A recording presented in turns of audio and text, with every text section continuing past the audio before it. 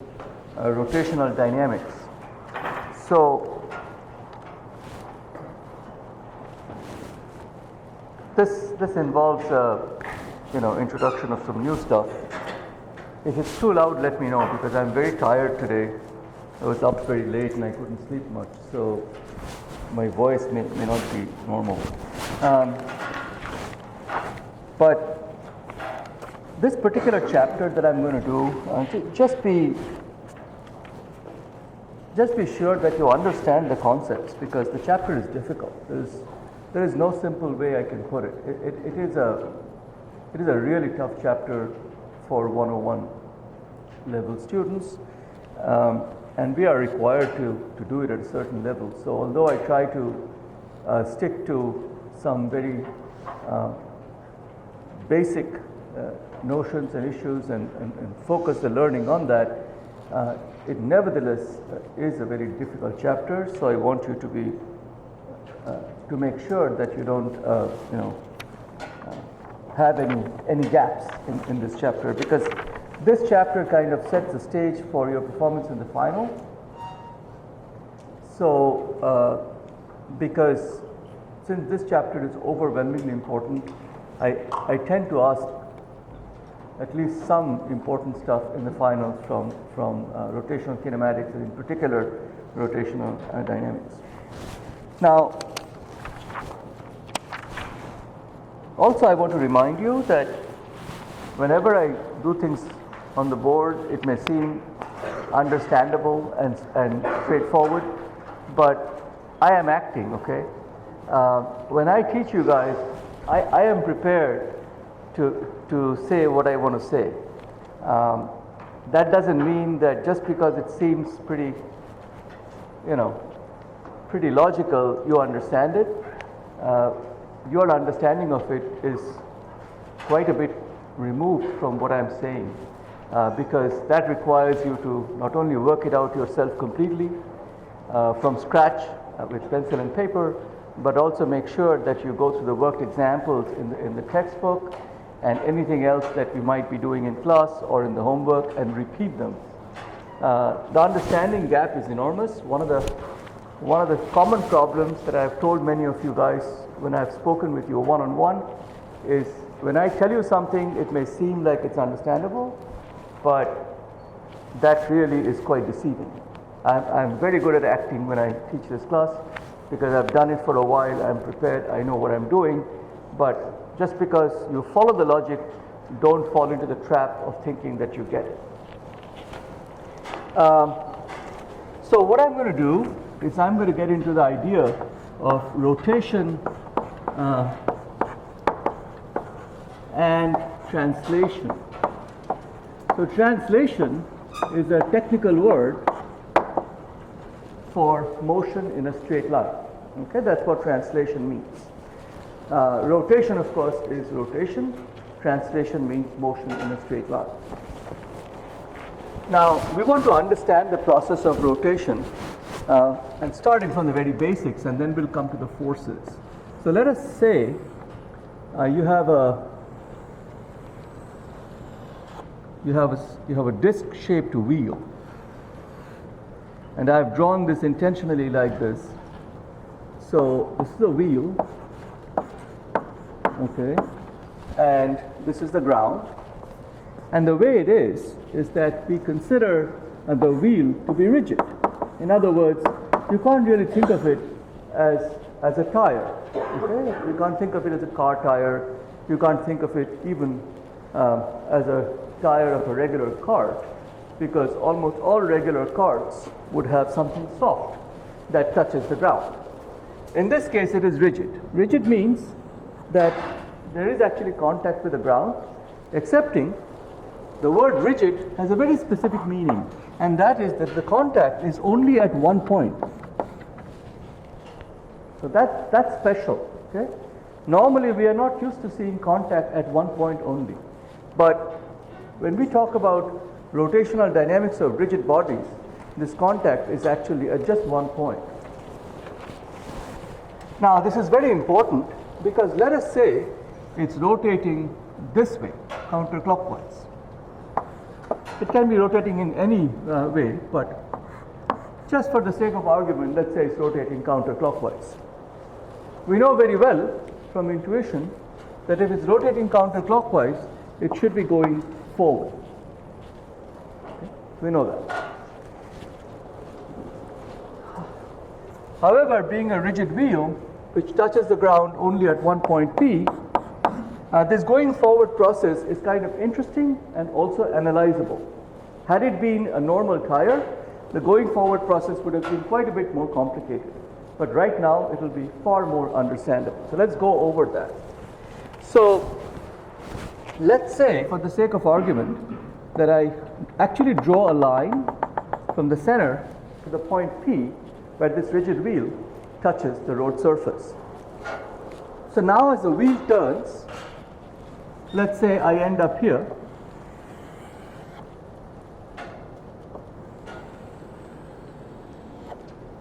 Not a very good circle, I'm afraid. But let's say as the wheel turns, I end up here. And this line, I make one full circle and ends up, let's say for the sake of argument, just to make it look natural, somewhere there. So in other words, this is the new point P for another point in the rigid disc because it is turning. But this angle is that whole thing out. Let's make a full circle. We also at the same time observe that it has progressed from left to right because the rotational direction in this case is counterclockwise. So the question really is, can we relate the progress to this turn by a certain angle? That's the question. And the answer is yes, we can. And this sets the basis for a great deal of rotational dynamics that we will do. So in other words, let us say that the distance between these two, we can call this point, I don't know what to call it, P prime if you will, just to separate it because the wheel has turned. Let's say this distance here is some delta x. I have exaggerated thing. Delta x is supposed to be small. I'm just not paying attention to the smallness of delta x. And let's say the wheel radius is r. So it's r there, and so on. And let us say that the angle by which this wheel has turned, this big angle here in this particular case, is some delta theta. So the idea here is that it's pretty clear that this delta theta, by how much the wheel has turned, should be related to delta x, which is how much it has moved forward. So in fact, it will turn out that I should be able to write something along these lines, that delta x, which has the unit of length, is r times delta theta, where r also, being radius, has a unit of length, and delta theta will be in radians. So therefore, I should be able to argue, just by observing what I have, that the amount of progress, amount of translation, that is, motion along a straight line, that the center of the wheel makes, that delta x is r times delta theta. Now let's be very careful. This delta x pertains to which point on the wheel? This delta x actually pertains to the center of the wheel. Okay? Because remember, it's r delta theta. This r delta theta, this angle, delta theta, along with r, gives me this length. So this length is what determines how much forward it goes. It's a very delicate set of concepts. Again, let's go over it one more time. So the idea here is, you have a rigid wheel, which is a single point at which it touches the road surface. This rigid wheel now is rotating counterclockwise, and as it rotates counterclockwise, like a wheel should, it should be moving forward. So it should be translating forward. Now this forward translation is what we are describing by delta x out here. Okay?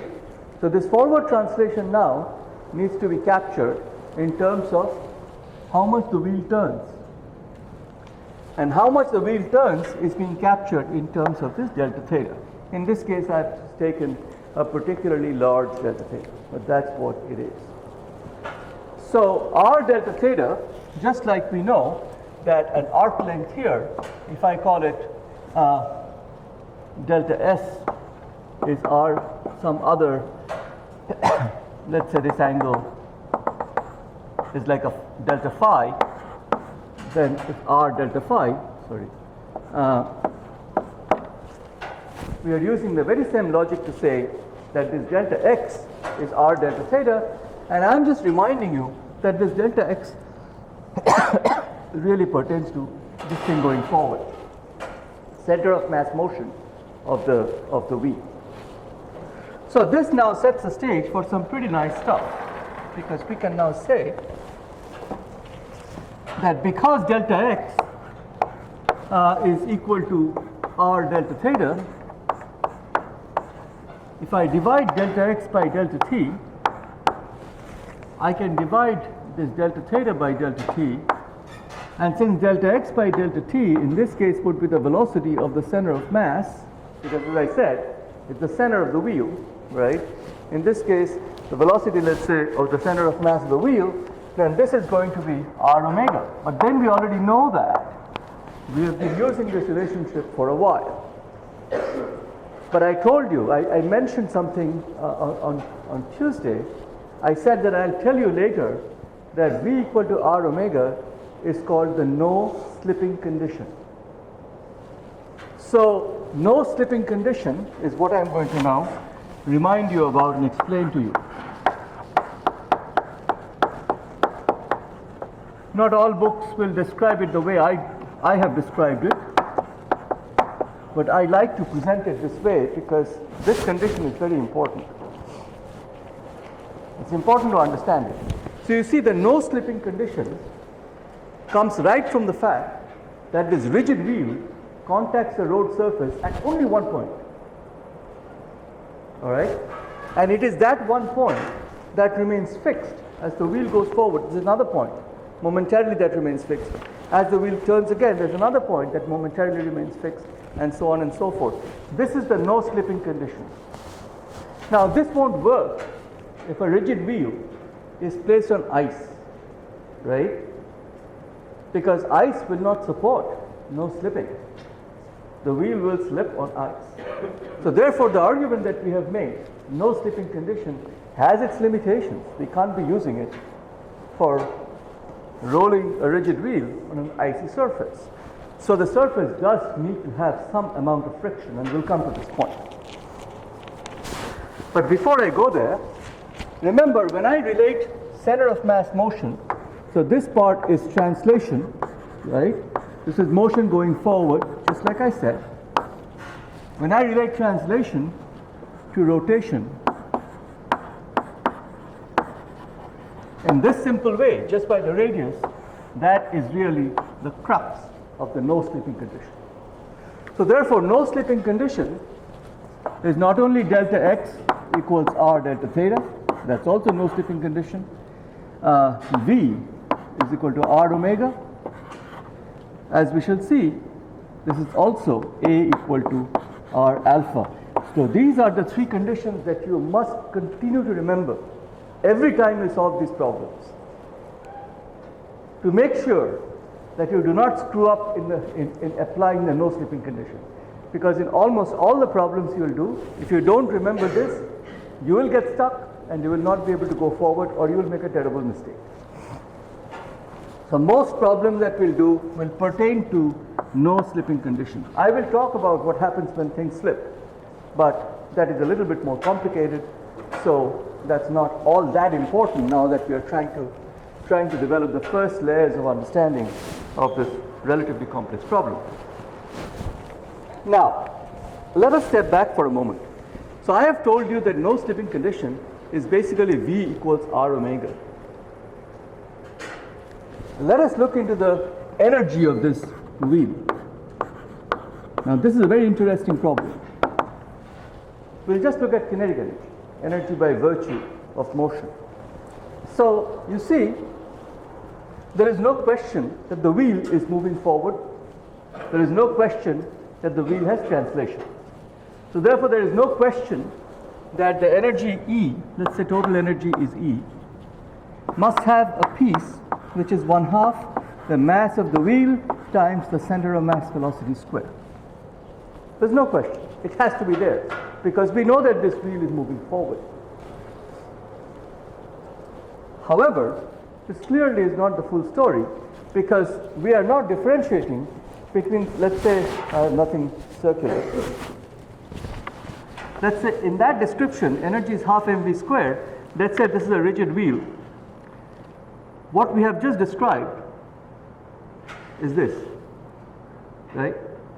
We have just described this because this is 1/2 mass times velocity of center of mass squared. But that's not the full story. It's also turning, isn't it? It is turning. So how do we describe the turning part? Well, we describe the turning part by writing 1/2 the analog of mass when we have rotational motion that I discussed on Tuesday, which is the moment of inertia. And instead of linear velocity, we now have angular velocity. So therefore, whenever you have rigid body rotation and translation, your expression for kinetic energy, I will just be very specific here. In this case, it's all the energy we got, but this particular thing is just kinetic energy. In other words, there is potential energy on top of it in these problems. And we will come to that very soon.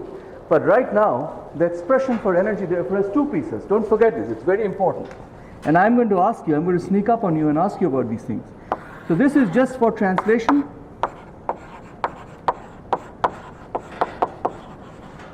And this is just for rotation. So it is as if the problem can be split up into two pieces. One piece of it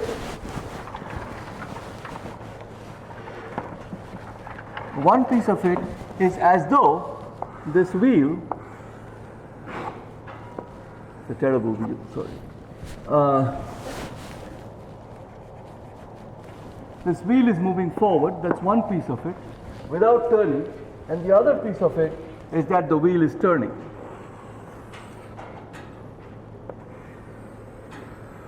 And not going forward.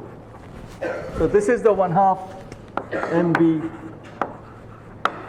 center of mass square. I think I use capital F.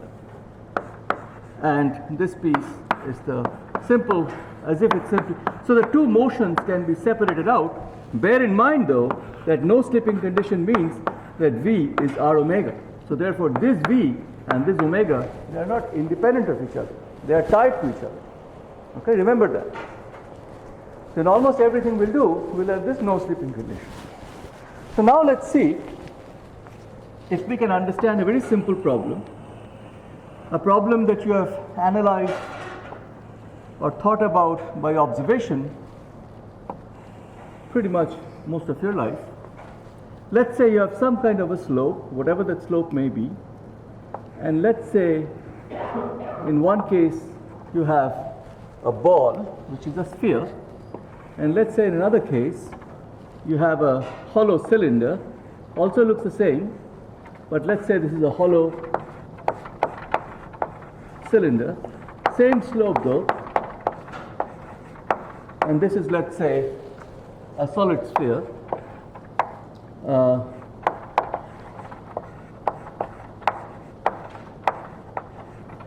If you now release them at point A and time its arrival at point B, what does your brain tell you? Would they, if I release them simultaneously, would they reach at the same time? Who said yes? You have studied too much physics. Shamari is right actually. It won't reach at the same time. Just imagine, you put a hollow aluminum sphere, which is very light, and then you put a very heavy iron sphere. What do you think will happen? The iron will probably get to B first. So, but this is what we know. This is what the brain knows. So we are trying to analyze that. So the point is why. the y is very interesting. But let's just, before we get that deep into the problem, let's just try to analyze it using simple stuff that we have learned. And the easy way to analyze them usually is by doing the energetics of it. So we already know there is a potential energy associated with here. Suppose this is H and suppose this is H, okay. Then we know if its mass is M, then you have energy initially is mgh. That's the total energy. It's not turning, it's not going anywhere. It's total energy. It's just mgh, right? So this is what's happening at A. Now let us say what's happening at B, because energy is conserved, and so therefore we should be able to understand this. Now obviously it's going to rotate and come down, so along the lines of this thing, and assume there is no slipping. So we would have a 1/2 m v center of mass squared. Let's call, instead of calling it v center of mass, which is understood, let's call it v final squared. And then you of course have a rotational piece to it, which is now tied to the moment of inertia of the object.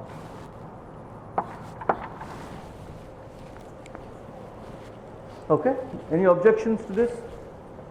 Yes. So if we're assuming no slipping conditions, does that mean there's friction on the slope?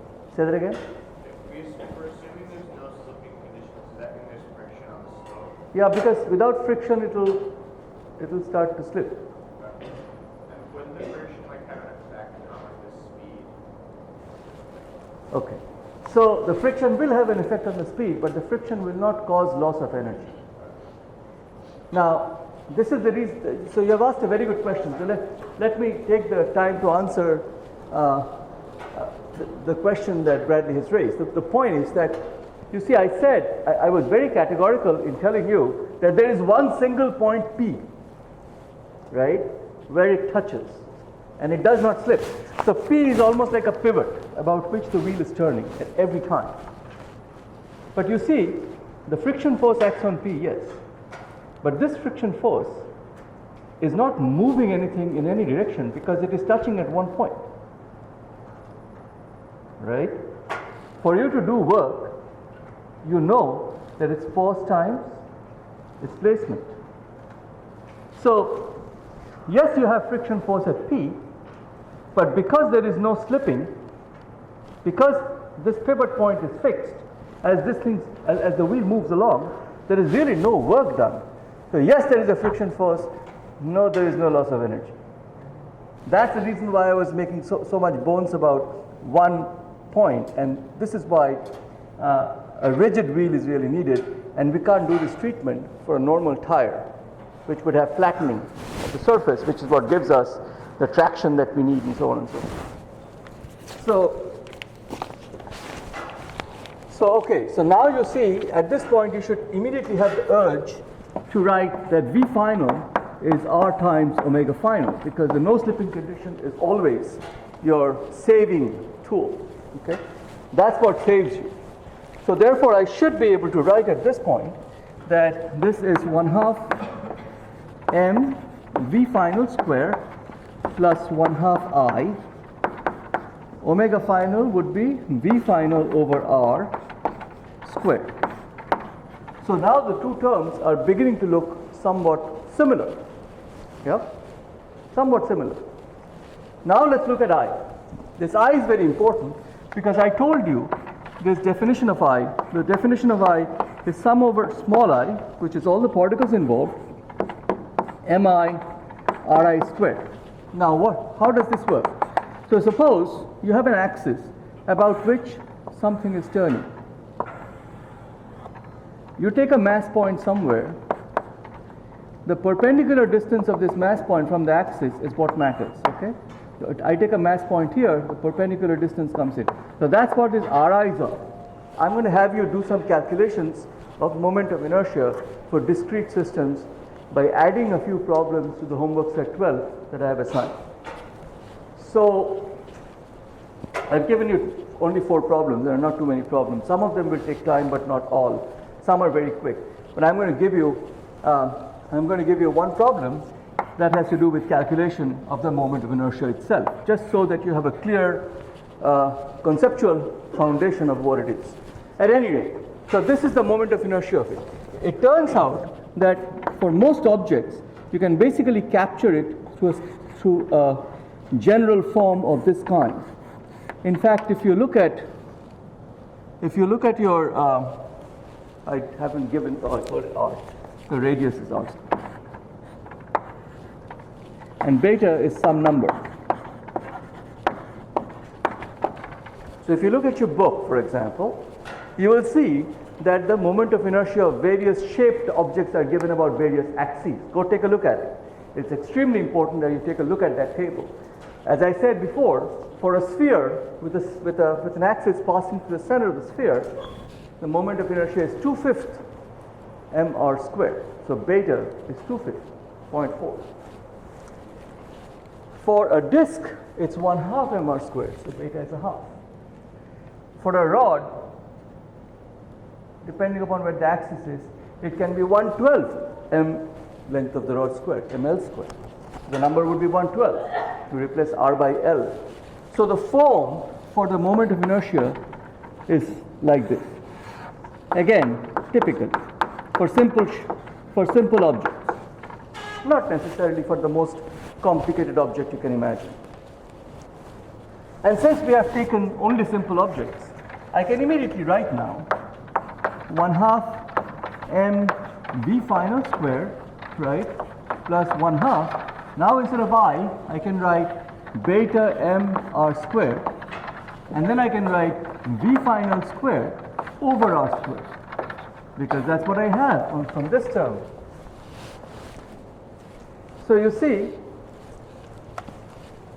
these r squares go away, because you have r squared in the numerator and r squared in the denominator, which means that I'm now able to actually calculate v final. So I should therefore be able to write mgh, which is at A,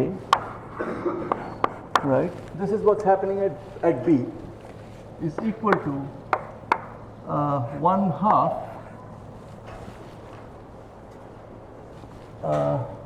m v final squared, right? Then I can take 1, which is the first term. Then I have a beta. That's it, I think. Right? Yep. So therefore, I should be able to cancel out the masses in this case. And it turns out that v final square, which is the velocity with which the cylinder or the sphere will end up at point B, should therefore be 2gh. I take the 2 to the left side, 2gh divided by 1 plus beta. Now you understand hopefully why the shape matters and the detail of the object matters. Because you see, this beta has information on the geometry of the object.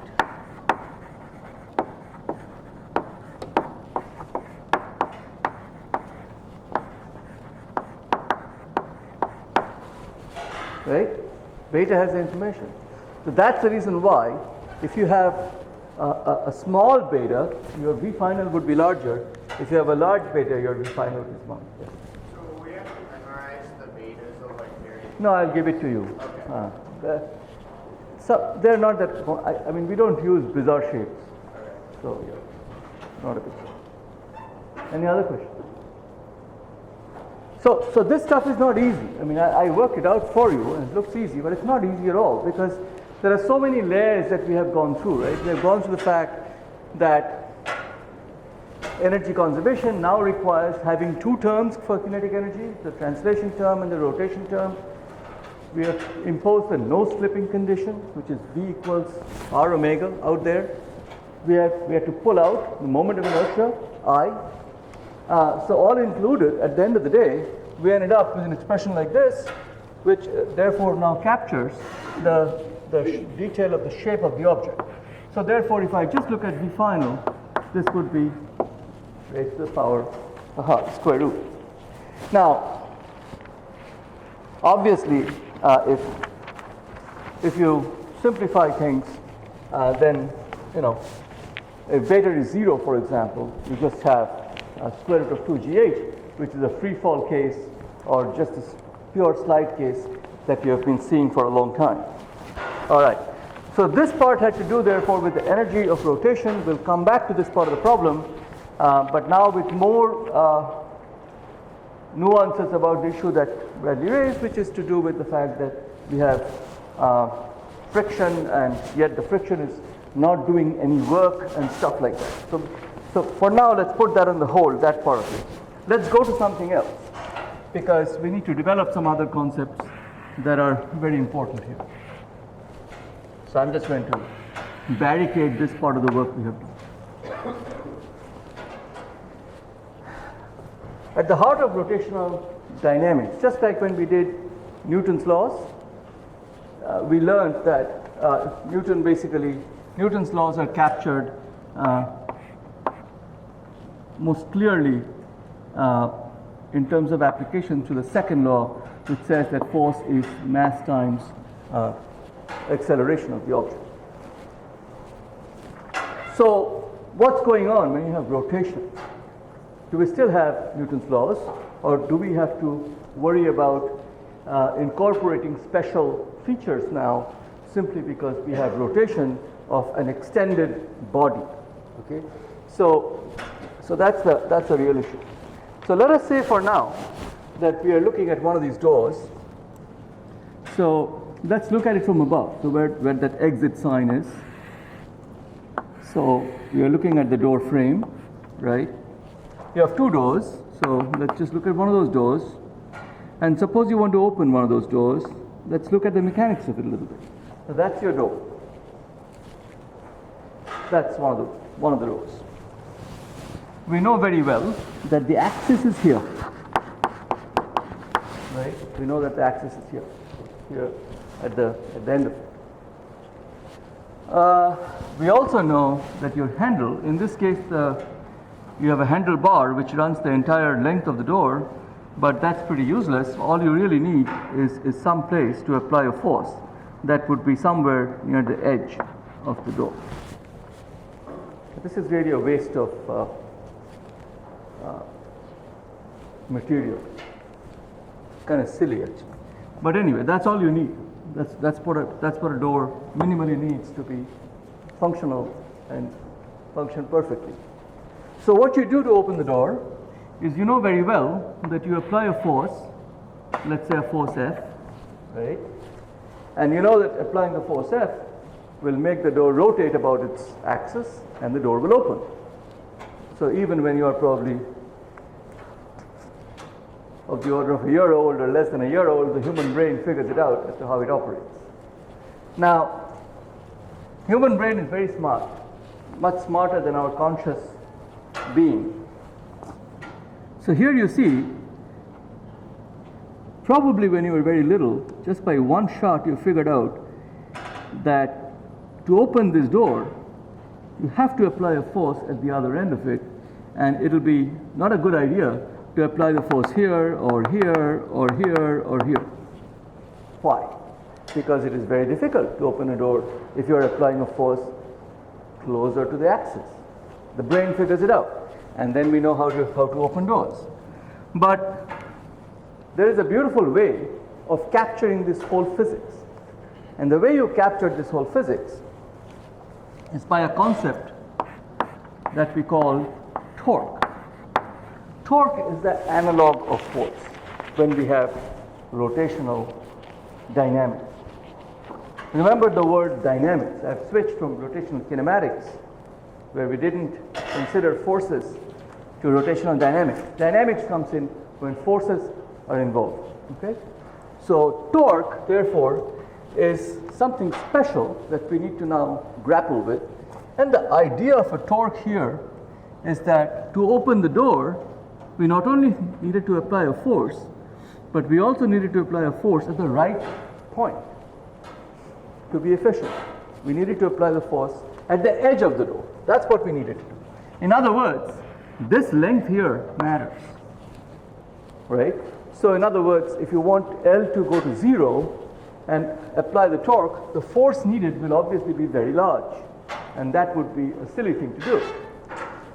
So at this point, we can make the argument, without getting terribly sophisticated, which we will in a moment, that the torque, usually denoted by tau, okay, tau, T-A-W, it's a Greek letter.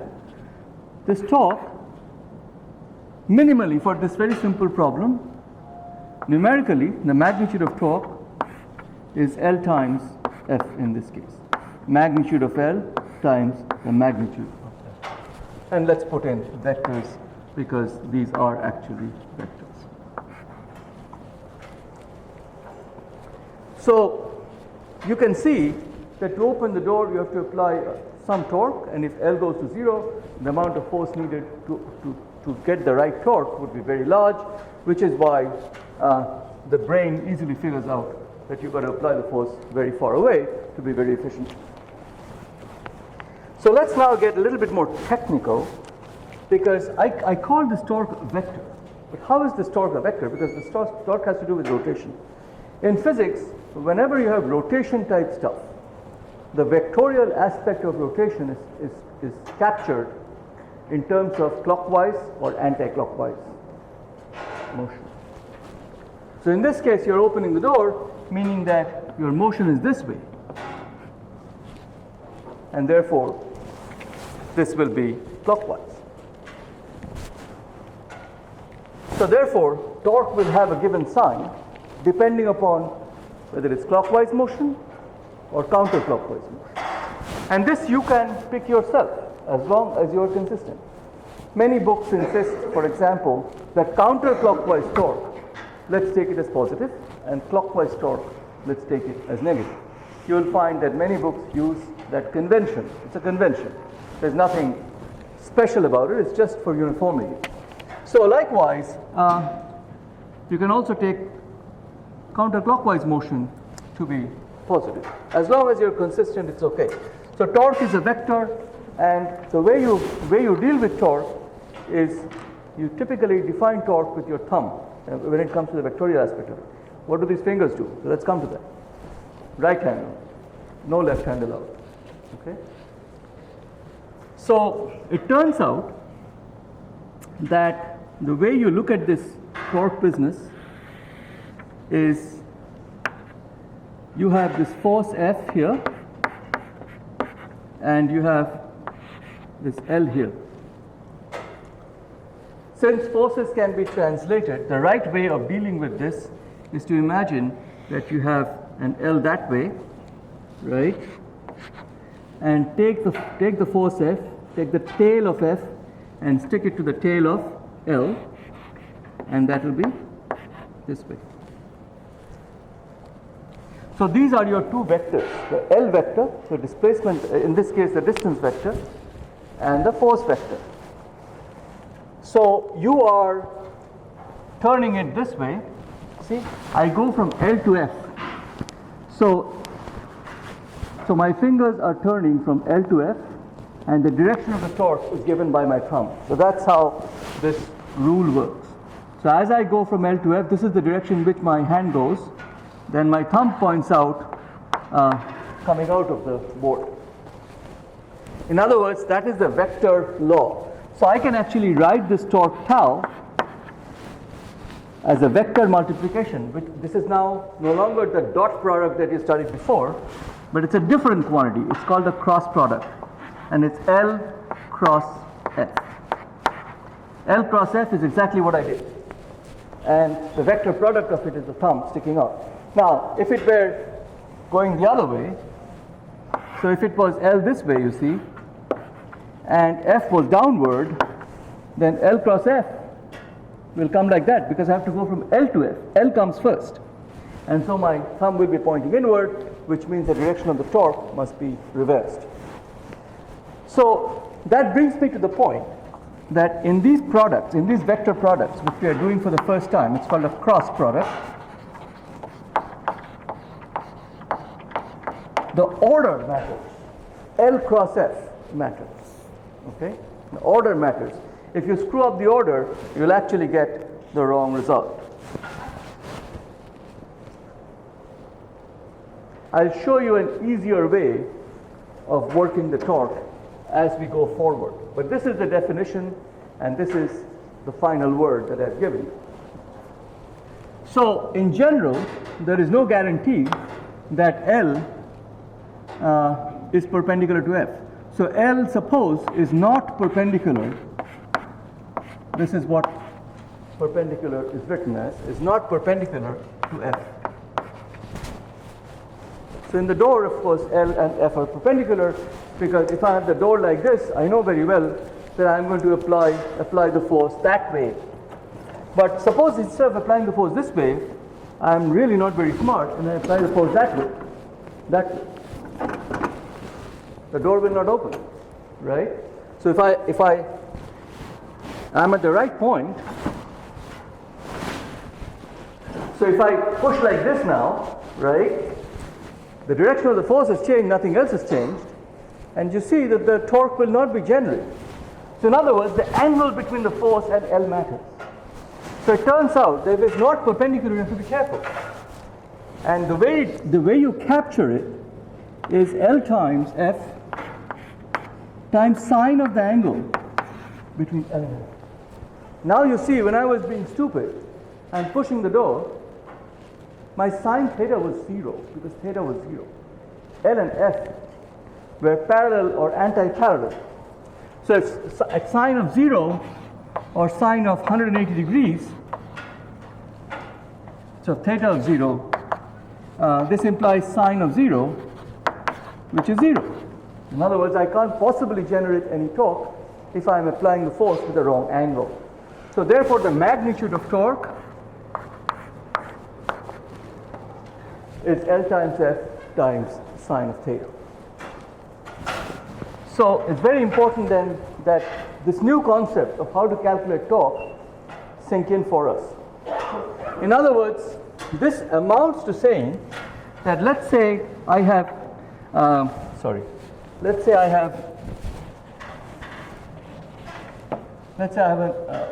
running out of space here. Anyway, let's go to this point.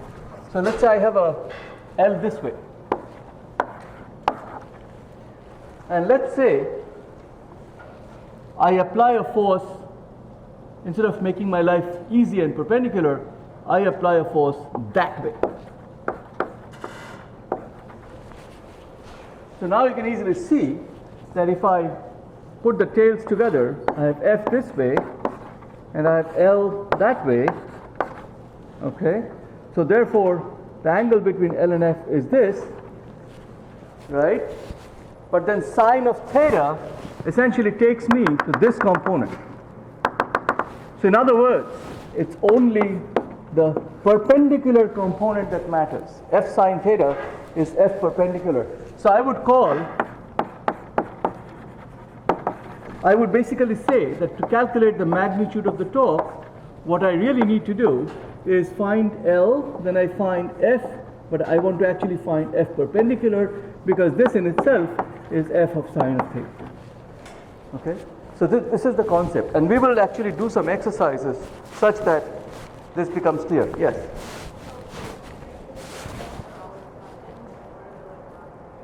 It's a good idea to do that. L and F, so just like what we were doing in chapter 1, when we were dealing with vectors, right? When we did vector addition, we made sure that we put the tails together, for example.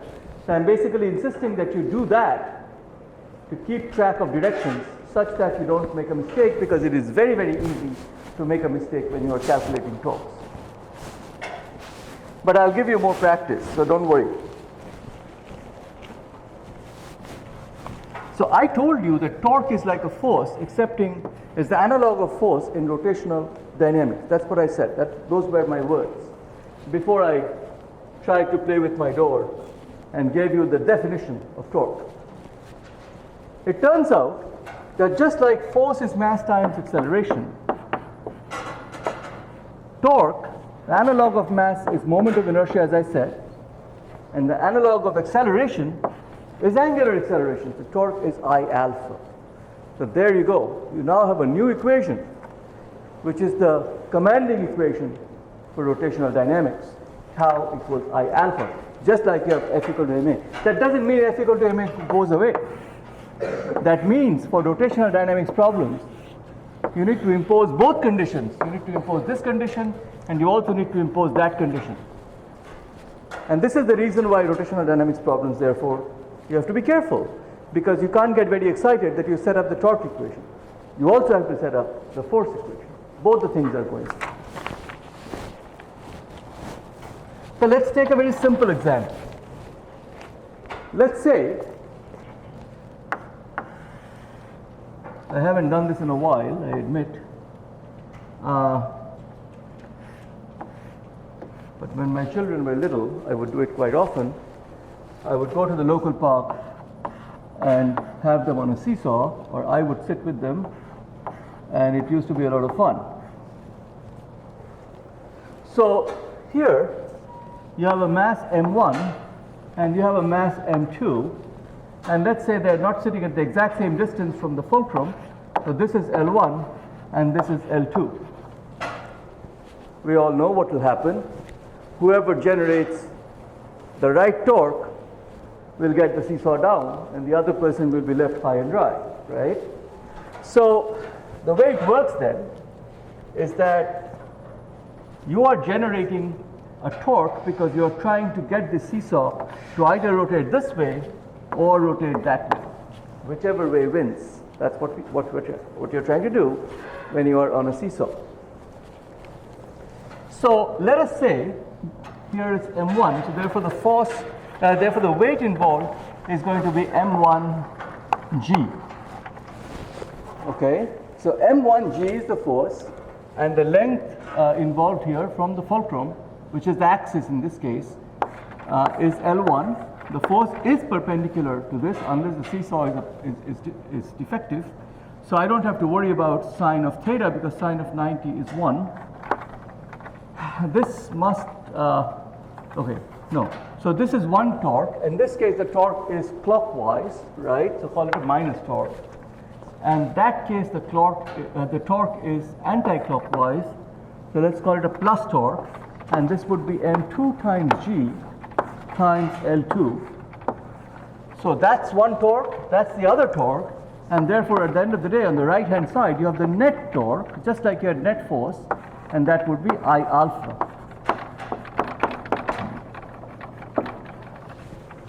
Okay? Yeah? So are we assuming that there can be angles? Should be, Okay. because gravity is acting downward. How come you made the maximum times now one negative? Because that is generating a torque which is clockwise, right? And I am assuming that I'll take clockwise torque to be negative torque, and then counterclockwise is positive, so the other one is positive. Okay? Yes. Am I getting it wrong? Clock is this way. Oh, this is clockwise. You are right. I told you I didn't sleep last night. So, so this is what? Clockwise, right? Oh, counterclockwise. So this is plus and that is minus. Eventually you'll get the same result. You can make it plus and minus. Thank you. Yeah, so no wonder you guys were confused. I was saying the wrong thing. But okay, fine. So that's how you set up these kind of equations. And depending upon which one generates a larger torque, you'll have the outcome. So let us now go to a more typical physics 101 problem. I'm not going to put in numbers here. We can do that later on. Let's try to get a hang of how we do these things. Let's say you have a pulley, right? A pulley is like a disc. This is a ceiling, and then this thing is being held up. And then you have a mass here, and this pulley is turning, okay, and this thing is coming down with some acceleration A. So let's call this mass M1 and let's call this mass M2 for now. And just for the sake of clarity and simplicity, we need to get the radius defined, and I would call this radius of the disk R. Okay? So we know how to set up the force equations for it. We have done it now for a while. We know that there is an M1G. So if I'm to draw a free body diagram for mass M1, I have M1G, right? I have already M1A because the net acceleration is downward, and then I would feel, if I were this mass, some tension T upward. All right? But I'm going downward, so that means M1G wins, which means I can write M1G minus T is equal to M1A. So that is my force equation. I'm done with it. There's no other force equation because the big mass is not going anywhere. Right? So now I have to worry about the torque equation. So how do I generate the torque equation? That's the question. So what is turning here? Think about it that way. What is turning here? The wheel is turning, right? So if the wheel is turning, then it's clear that the torque is somehow tied to the wheel, because we have to find a torque somehow. There is a torque equation. So the torque is tied to the wheel. This wheel is basically turning because the string is pulling it down. So if I were at this point, let's give this point a name. Let's call this point P. So if I were sitting at point P, I would feel, I'll have to turn that way because there is a tension that I feel, a tug I feel downward. So this guy feels a tug downward, this guy feels a tug upward, obviously, just like we have seen before. So now you see that the tension force is tugging the wheel here, and there is an R here. Again, these two are perpendicular, so therefore I should be able to write the torque, tau, as tension force times R. And on the right side, I have tau equals I alpha. So I would be my disk, and the disk's moment of inertia would be half mr squared. We have seen this before, and alpha. So we have two conditions now. We have the force equation. This is my force equation here. Let's call it equation 1. This is the force equation. And equation 2 here is my torque equation. But we are not done. We are not done setting up this problem. Do you know why? What have we not done in setting up this problem? We have done a lot of work. We have set up the force equation, we have set up the torque equation, and I told you guys that you got to set up the force and torque equation.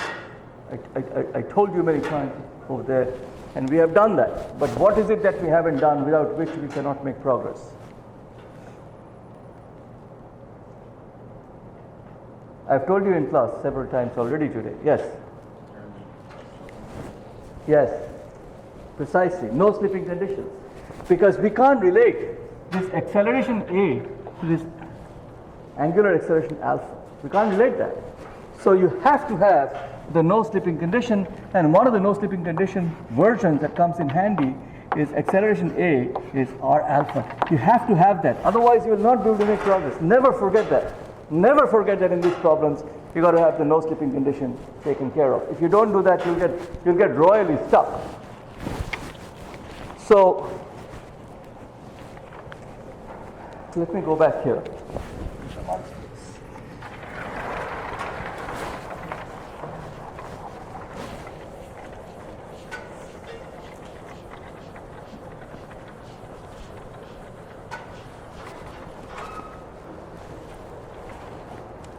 So now let's work it out. So we have mg minus t is equal to ma, right?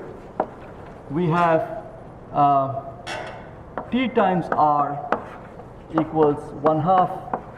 This is M1A, I think. MR square. What did I call them? M1 and M2? Yeah. M2R square times alpha. And we also said A is equal to R alpha. Right? So we can write now alpha is R over A. A over R. So therefore I can write this alpha as A over R. And now you see one of these R's happily go away. And here is another R. Since R is non-zero, I can cancel this R and the remaining R. And we have an expression for tension T. T therefore is 1/2 M2A.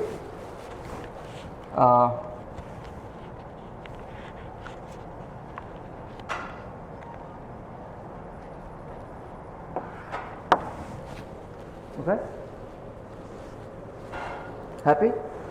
So now I can put this back in there. This is M1. Forgot to put the 1 there. So I can write M1G, right? Minus 1/2 M2A is equal to M1A. So these are my equations. I can find whatever I want. I'm just working out the equations. It's probably a good idea to collect the A because we want to know what the A is. So we'll put the A on the other side. So that will leave me with A times M1 plus 1/2 M2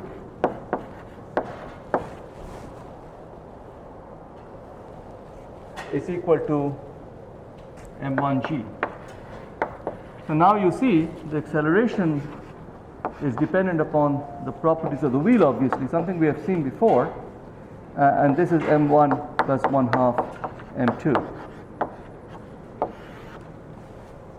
So this therefore will be the acceleration of the wheel, and this is exactly something that I derived on Tuesday, but using rotational kinematics as opposed to rotational dynamics. But now what I can also show you is because of the no slipping condition,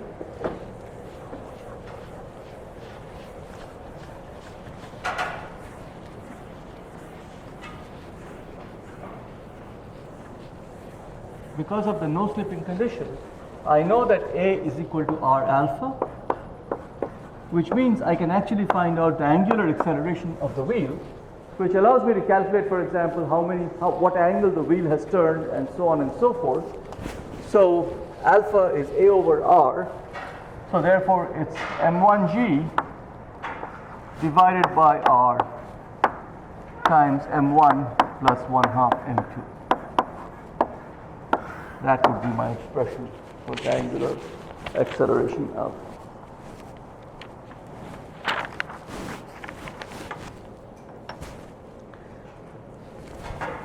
I'm out of time, but the next thing to do is to actually go back to this problem here, which we have studied, and we can now calculate this problem with the torque equation from the friction taken care of. But I'll do that next week. I don't want to rush this chapter because this chapter is difficult, so we'll take it a little slow and try to go through as many problems as we can. But I will assign you a few more problems on this in the next day or two, and hope that you will do them over the weekend, because I think you need a lot of practice to be able to do this. Okay, let's go to the quiz.